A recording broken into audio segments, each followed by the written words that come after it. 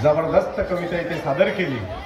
तशी माझी गरज नव्हती, सर्वच त्या कवितेमध्ये आलं, पण आता कोच्ची सरांनी चांगला माहोल क्रिएट केला। तर एक वऱ्हाडी गीत आणि झाडेनं जबरदस्त वऱ्हाडी गीत सादर केलं आणि आपल्या इथे सुद्धा किशोर बडी यांचा कार्यक्रम झाला। त्यामधल्या मुली खूप सुंदर होत्या। असं कसं सांगू ग सावित्रीबाई फुले। तर वऱ्हाडी चालू होती आणि त्या झाडेनं खूप चांगली वऱ्हाडी कविता सादर केली। पण वऱ्हाडी कविता सादर करायचं असलं तर त्यामध्ये थोडासा तालसूर धरावा लागतो। तसं केलं तर ते प्रेक्षकापर्यंत बरोबर जाते। गौरी सर मध्ये तुम्ही कविता करता मध्ये असं टीचर रूम मध्ये चर्चा चालू होती। इसळ सर बाजूला बसले होते। तर म्हणे मला शिकवाना बा म्हणे की थोडंसं असं काही लिहायचं। मी लिहून आणतो म्हणे, मग जमलं तर मी इकडे येईल म्हणे। म्हटलं ठीक आहे, काही हरकत नाही। पराग आहे ना? हा, पराग आहे काय? हा, इसळ सरी असं आहे का? हा, तर म्हटलं ठीक आहे बा, तू घरून करून आण आणि मी मग थोडंसं पाहतो त्यामध्ये काही करेक्शन करता येते का। 2-3 दिवस झाले इसळ सर कविताच करून राहिले। म्हणजे आज दाखवतो, उद्या दाखवतो, असं चालू होतं। मग आणल्या शेवटी 2 ओळी लिहून। तर पहिली इसळ सरांच्या ओळी सांगतो, मग मी माझीवादी कविता सांगतो। खरोखर त्यांची कविता आहे, लक्षात घ्या बरोबर। प्रेमात यश नाही,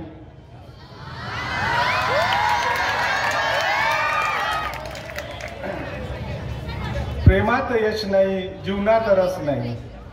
प्रेमात यश नाही, जीवनात रस नाही। जायचं होतं हिमालयात। प्रेमात यश नाही, जीवनात रस नाही। जायचं होतं हिमालयात। काय करू राजा, आमच्या गावातून गाडीच नाही। अशी कविता त्यांनी करून आणली, लिखित रूपात आहे, पुरावा आहे आपल्यापाशी। तर त्याच्या नावातच रवी आहे। तो जो ना देखे रवी वो देखे कवी असं म्हणतात। तर आणखी 1-2 ओळी सांगतो, मग नंतर वऱ्हाडी गीत सादर करतो। कोची सर चालते का? तलवारीची गरज आम्हाला कधी पडलीच नाही।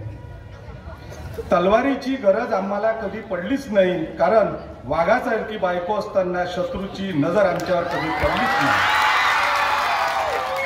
तलवारीची गरज, निरोप घरी देऊ नका कृपया।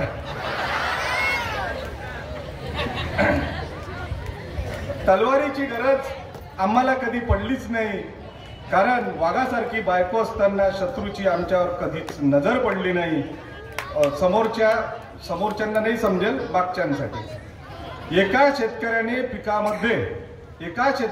पिकामध्ये बुजगावण्याऐवजी बायकोचं बॅनर लावलं। एका शेतकऱ्याने पिकामध्ये बुजगावण्याऐवजी बायकोचं बॅनर लावलं। पाखरांनी मागच्या वर्षी नेलेले दाणेही परत आणून दिले। पाखरांनी मागच्या वर्षी नेलेले दाणेही परत आणून दिले।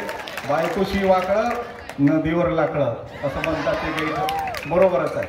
आणि आता मी माझ्या वऱ्हाडी कवितेकडे वळतो आहे।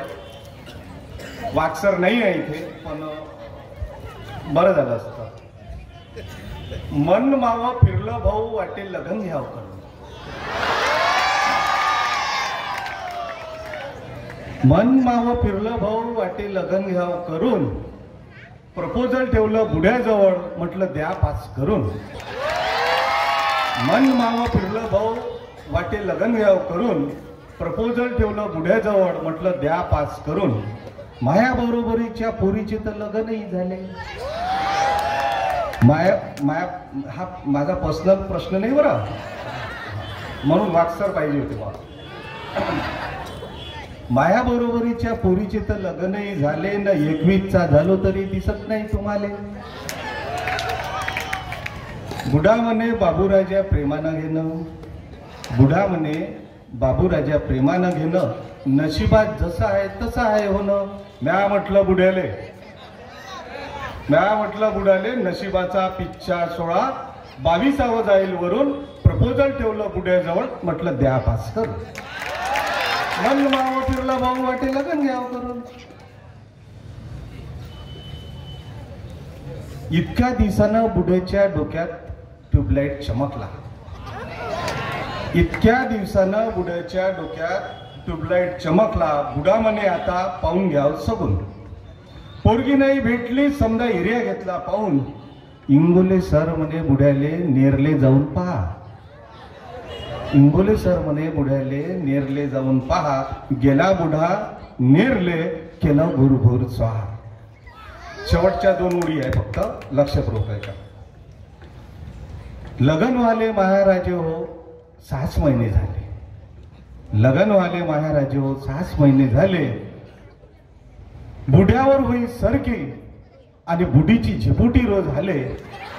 बुडीची झिपुटी रोज झाले. मन माये दुखे भाऊ पराग. मन माये दुखे भाऊ म्हटलं जितू घात घेतला करून. मन माये दुखे भाऊ म्हटलं जितू घात घेतला करून. मग प्रपोजल ठेवलं बुड्याजवळ म्हटलं द्या पास करून. प्रपोजल ठेवलं बुड्याजवळ म्हटलं द्या पास करून. धन्यवाद.